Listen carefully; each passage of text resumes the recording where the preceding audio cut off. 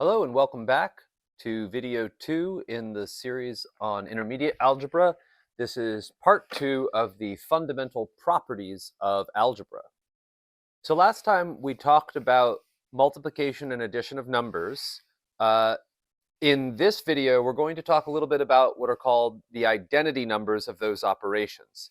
So each of these operations has a special number, which when you operate that on another number, leaves that number unchanged. For example, if you add 0 to 3, you just get 3. Doesn't matter what order you do it in, 3 plus 0 or 0 plus 3 is still 3.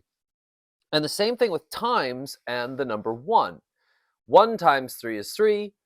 3 times 1 is 3. Obviously, those should be the same. We learned about commutativity in the last video. Now, these might seem a little bit boring, but they're actually a lot more useful than you think. And the reason is because it's actually very hard to know when equal signs are correct or not. There's only a few rules that we have that we are guaranteed that an equal sign will be correct. But for example, if we add 0 or we multiply by 1, we are 100% sure that this is still equal to whatever we started with. And that kind of certainty is something that's, usually pretty difficult to buy in mathematics, but here we have one of those examples. There are really only a few things like that. There are another few things we'll go over where we always know that our equal sign is valid, that we are correctly using the equal sign. One of the most important of those things is called substitution. In fact, most of the other rules are based on this one fundamental premise. And the way substitution works is like this. If I know two things are equal to each other, then I can replace them with one another freely. And what I get will still be equal.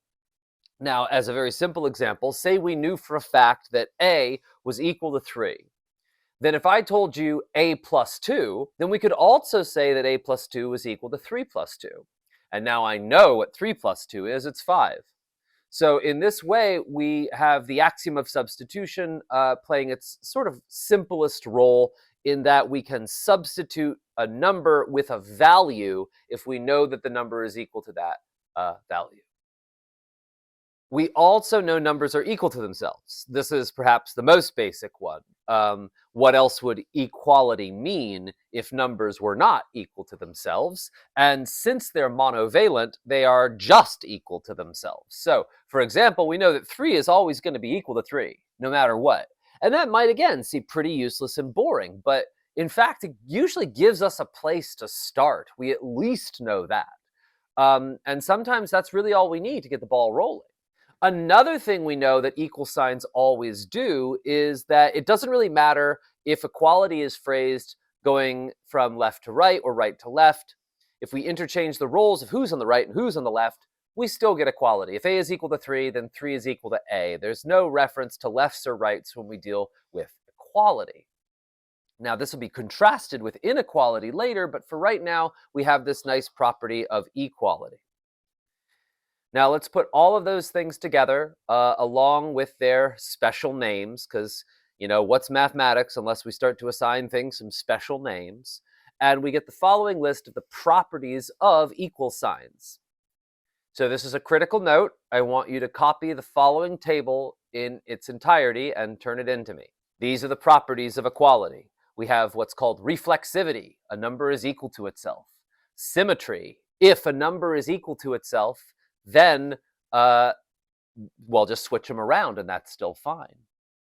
Now, I'm using a lot of ifs and thens. I might make a video later on about an if-then statement and some basic logic, but for right now, really all you need to know is that we assume that the thing in front of the if is true, and then we know for a fact that the thing following the then is true. So we say, if A is equal to B, then B is equal to A. If we know that first thing, then the second thing must follow. Okay, so let's keep going. We have transitivity. If A is equal to B and B is equal to C, then we also know A is equal to C. This kind of comes up in equations a lot because if we have a chain of equal signs, well, then they link us right back from the first thing to the last thing. There's substitution, the axiom of substitution, which we addressed, right? If A is equal to B, then you can always replace A with B. Wherever you saw an A, you could replace it with a B and vice versa. And then we have identity. We talked about identity at the beginning, right? If I have a number and I add 0 to it or I multiply it by 1, I get that number again. And that's always true. Now, we didn't talk about this last one very much. This part of the zero product property is pretty straightforward. It says if I have no a's, that's 0.